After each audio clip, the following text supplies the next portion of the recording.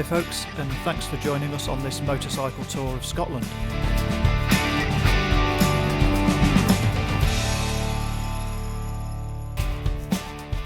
I completed this 7-day tour in early August 2018 with a couple of friends, and the route was based on the North Coast 500, the difference being that this circuit heads south at the Kyle of Tong to stay in the mountains instead of completing the flatter eastern part of the full route. I also included a day on the Isle of Skye to double as a contingency in case we needed a further day. If that was the case, we could have just dropped the visit to Skye. So this is an overview of day 2. We started the trip in Helensburgh and picked up the A82 at Loch Lomond and followed that through to Fort William via Glencoe and then continued on to the campsite at Invershiel. And here's an overhead view of the campsite at Shielbridge. There's plenty of room for tents and camper vans, and there's a shop on site where fuel is also available. There are a fair few midges at this site, so a midge net is definitely recommended if you're stopping at this one.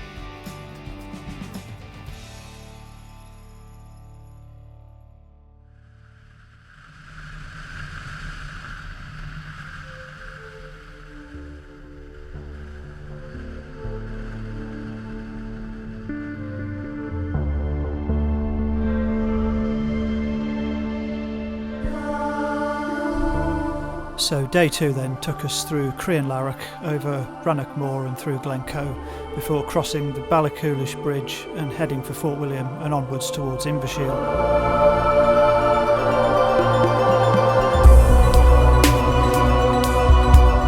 The weather was typically moody and Scottish and was a taste of things to come further on in the trip.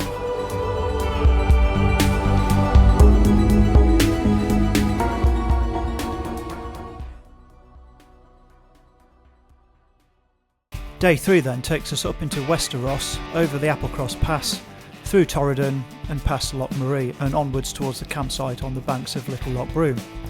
The highlight of the day being the hairpins of the Bealach na Bar Pass. So here's the campsite again from above.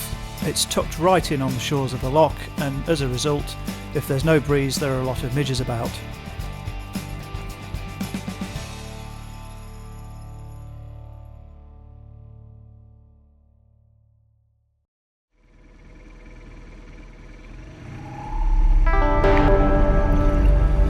"33 miles into the day and we arrive at the start of the Applecross Pass, and this is probably the main challenge of the North Coast 500 route. It's considered to be perhaps the UK's only alpine-like road and has a fearsome reputation. In fact, we could already see the summit was clouded over and it was probably raining up there too, so the fear factor had already been turned up a notch or two.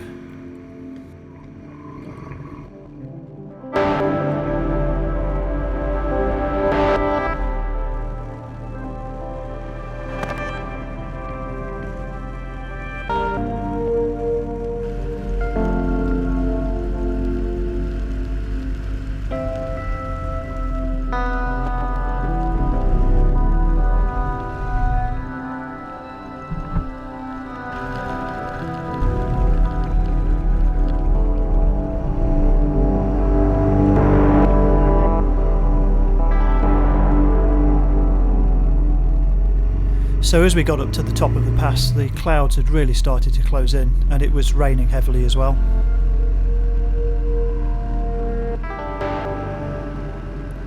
We managed to get around all the hairpins without incident. The difficulty of them had been a torment during the ascent, but they weren't as difficult as we had feared. The only real disappointment was the visibility. The top of the pass has magnificent views over to the Isle of Skye, but we weren't able to see any of it. The limited views we were able to see were very atmospheric though, dark and moody as you can see from these shots, and when we had lost some altitude and dropped beneath the cloud base, the views did eventually open up.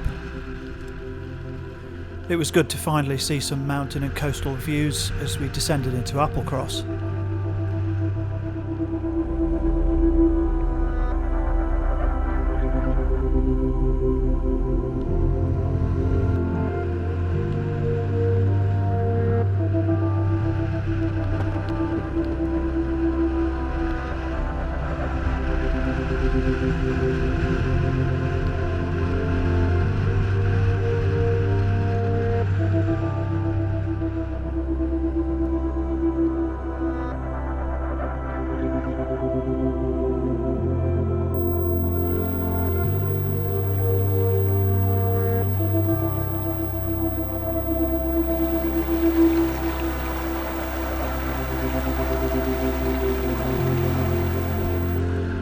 So with the Belag behind us and the weather improving slightly as well, we continued our circuit of the Applecross Peninsula. Great views and a feeling of accomplishment made the day really rewarding. And eventually we arrived at the campsite at Little Loch Broom 130 miles later and pitched the tents, and then set about enjoying the views of the loch and mountains.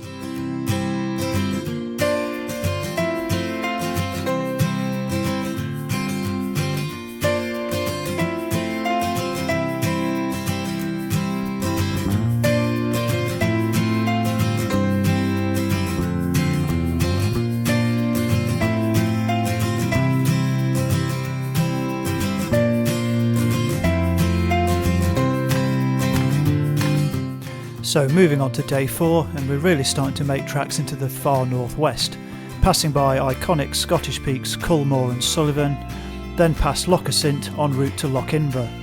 The road hugs the coast and crosses the water via the spectacular Helensburgh Bridge before heading northeast again to Durness, Loch Eriboll and the Kyle of Tong, where today's route finishes.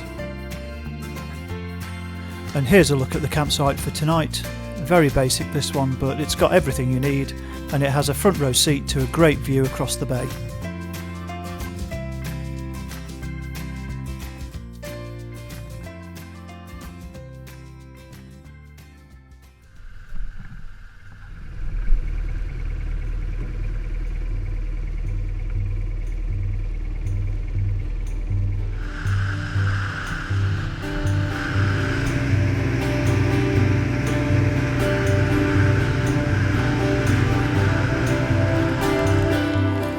Day 4 got off to a really wet start, so we decided to stop off in Ullapool for breakfast to get out of the rain.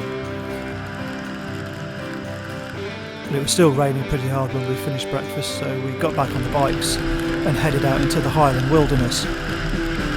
Certainly the wettest day so far, but it would get even wetter.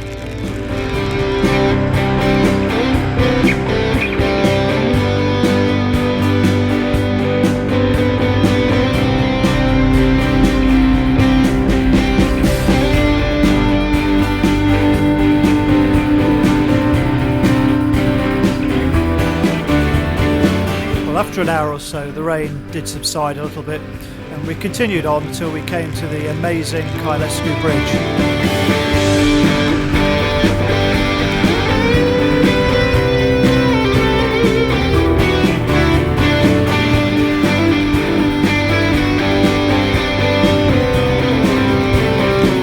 Well, from all we'd seen up to now on this trip, we were all suffering from a case of scenery overload, but with another 2 good days ahead, there was a lot more to come.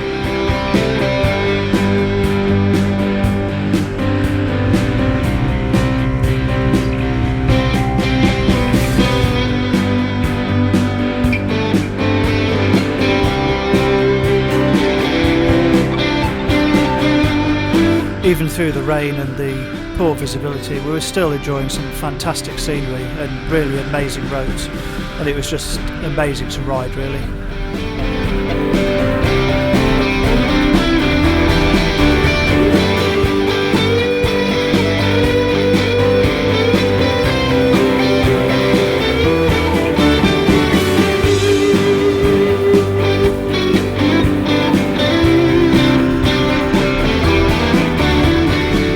As the day came to a close, we continued to cruise the roads around Loch Eriboll, and I think we all agreed at the end of it that it was probably the best day's riding we'd ever done.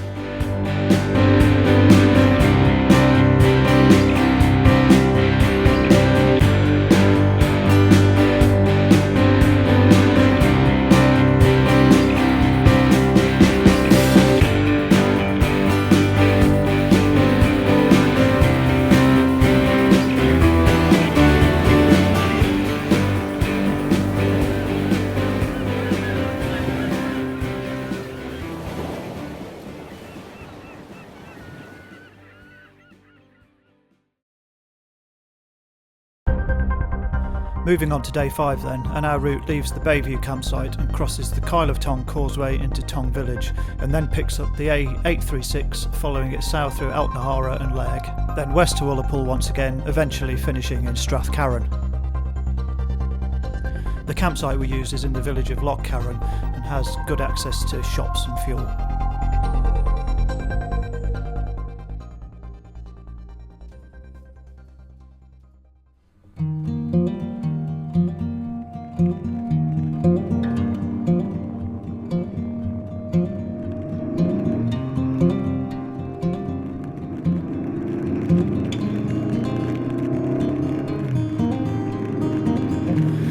What an incredible start to day number 5 then, with bright sunshine following an early spell of rain, leading to spectacular views as we cross the causeway, all nicely framed by a rainbow. What more could you ask for?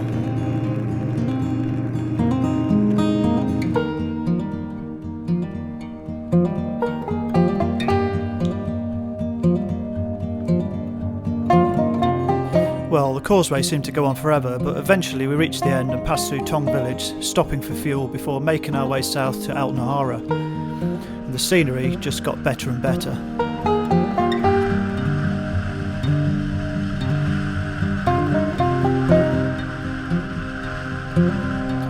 There's something very special about this part of Scotland. Vast open spaces and huge skies that give it a feel of true wilderness. We couldn't resist stopping at Loch Loyal to get some photos of the incredible views.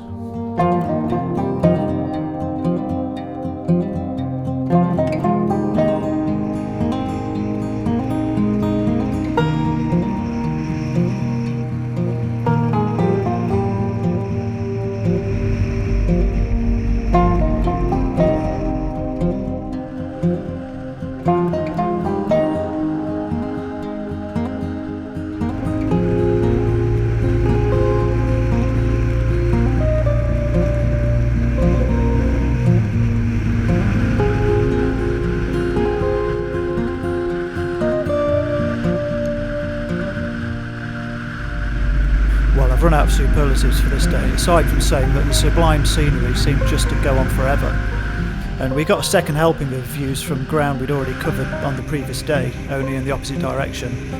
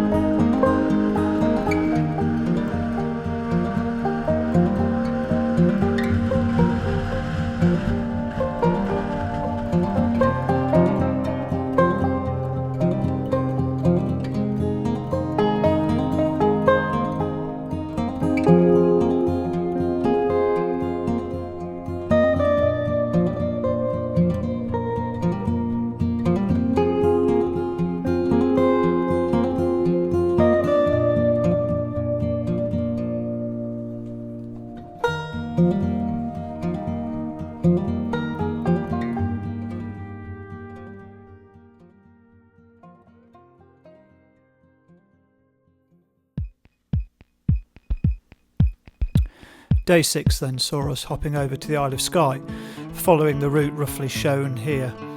The day was memorable, but for the wrong reasons, and we left the island with mixed feelings. Day 7, well, that was a complete washout with heavy rain the whole day, so there was no video or photo opportunities at all. So Day 6 is the conclusion to this tour in this video.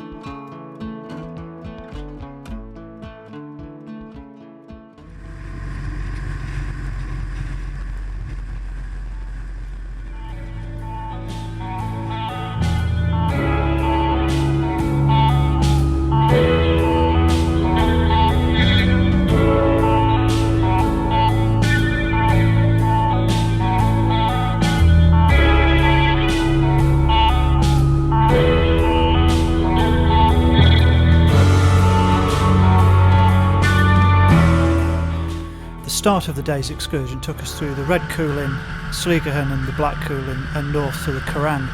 The scenery always superb, and while we always expected more traffic here than on the mainland, we were shocked at what we experienced crossing the Curran to Staffin. It was an eye-opener to say the least.